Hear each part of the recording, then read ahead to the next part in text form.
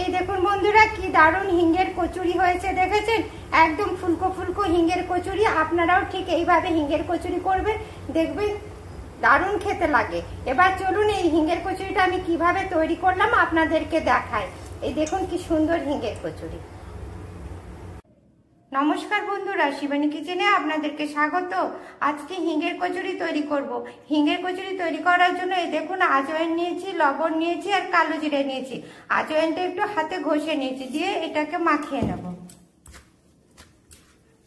এবার দেখুন একটুখানি 2 চামচ সাদা তেল দিয়ে দিচ্ছি, এই দেখুন, দিয়ে এটাকে ভালো করে মাখিয়ে নেব। এই দেখুন বন্ধুরা মাখানো হয়ে গেল। এবার এটা গরম জলে মাখাতে হবে ডোটা। এই দেখুন গরম জল করে নিচ্ছি, একটু একটু করে গরম জল দিচ্ছি আর ডোটা মাখিয়ে নিচ্ছি। এইভাবে আপনারা ডোটা তৈরি করে নেবেন।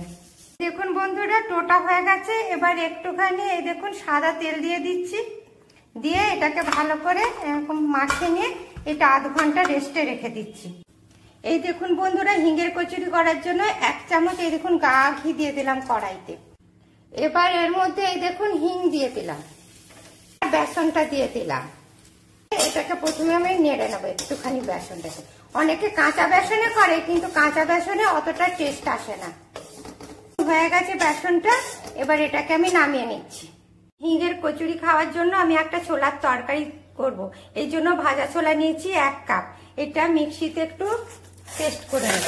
এই দেখুন বন্ধুরা তেলটা গরম হয়ে গেছে। হিঙ্গের কচুরির জন্য একটা আলুর তরকারি করা হয়, সেই আলুর তরকারিটা আমি করে নিচ্ছি। এই দেখুন একটা শুকনো লঙ্কা দিয়ে দিলাম, আদা আর কাঁচা লঙ্কা পেস্টটা দিয়ে দিলাম, ধনে জিরে আর গোলমরিচ গুঁড়ো দিয়ে দিলাম, একটুখানি কারি পাতা দিয়ে দিলাম। এটা ভালো করে ভেজে নেবো।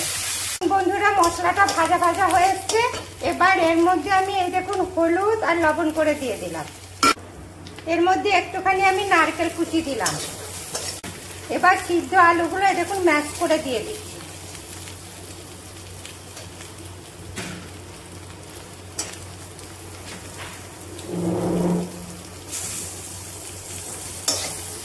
দেখবেন এর থেকে যখন একটা সুন্দর গন্ধ বেরোবে, এই যে ভাজা ছোলাটা পিষে রেখেছি এটা এবার দিয়ে দিলাম এর মধ্যে।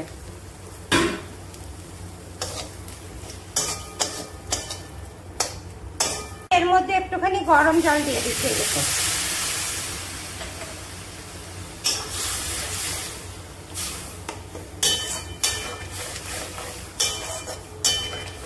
দিয়ে এটাকে 5 মিনিট ফুটিয়ে নামিয়ে নেব।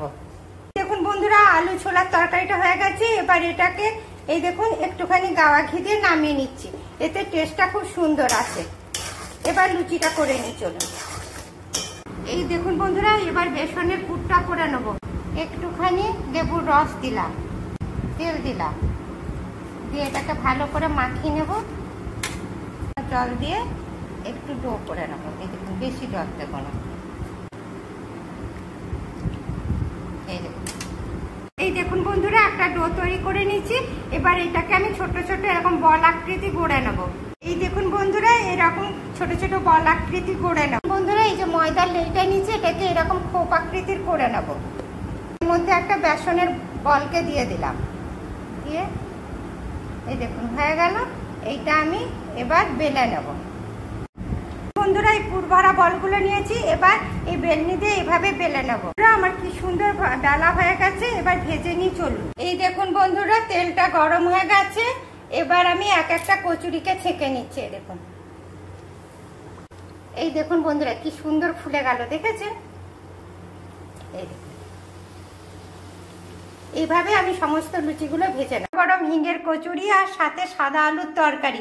আপনারাও ঠিক এইভাবে হিঙ্গের কচুরি বানাবেন আর সাথে সাদা আলুর তরকারি করবেন, দেখবেন দারুণ খেতে হয়েছে। আর আমার এই রেসিপিটা আপনাদের যদি ভালো লাগে তবে লাইক করবেন, কমেন্ট করবেন, শেয়ার করবেন। Thank you. এরকম টেস্টি টেস্টি সুন্দর খাবার খেতে হলে আমার চ্যানেলটা সাবস্ক্রাইব করে রাখুন। প্রত্যেকদিন সুন্দর সুন্দর জল খাবারের রেসিপি আপনারা পেয়ে যাবেন।